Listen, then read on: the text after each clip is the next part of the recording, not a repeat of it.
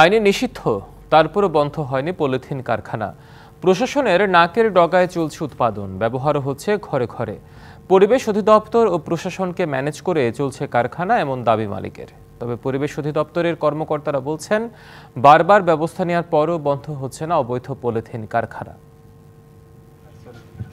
দীর্ঘদিন ধরে নিষিদ্ধ পলিথিন ব্যাগ উৎপাদন করে আসছে কিশোরগঞ্জ সদর উপজেলার সগড়া বিশ্বটি এলাকায় গড়ে ওঠা হক ট্রেডার্স।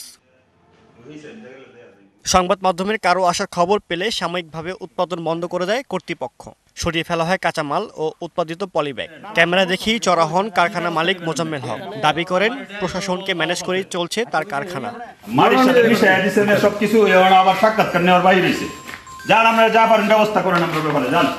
গরম গরম রুটি, সাথে সুজির হালুয়া, দুর্দান্ত জুটি, তীর আটা ময়দার সুজি, কারণ তীর ছাড়া আমার চলেই না। কিশোরগঞ্জে অন্তত 60টি পলিথিন ব্যাগ উৎপাদনকারী কারখানা আছে। পরিবেশবাদীরা বলছেন, বারবার প্রশাসনকে জানালেও পলিথিন উৎপাদন বন্ধে ব্যবস্থা নেওয়া হয়নি।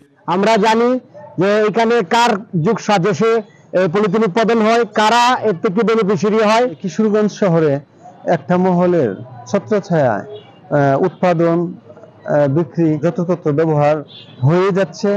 কারখানার যন্ত্র জব্দ করার পাশাপাশি মামলা করেও থামানো যাচ্ছে না পলিথিন উৎপাদন, বলছেন খোদ পরিবেশ অধিদপ্তরের কর্মকর্তারা। আমরা অভিযান করে প্রায় সেখান থেকে 3 টনের মতো পলিথিন আমরা জব্দ করেছি এবং সেখানে কিছু মেশিনারিজ আমরা জব্দ করেছি। ইউনিয়ন মেম্বারের কাছে আমরা প্রতিষ্ঠানের সকল মেশিনারি জিম্মা দিয়ে এসেছিলাম।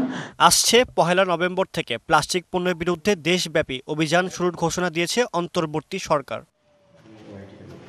DBC news desk.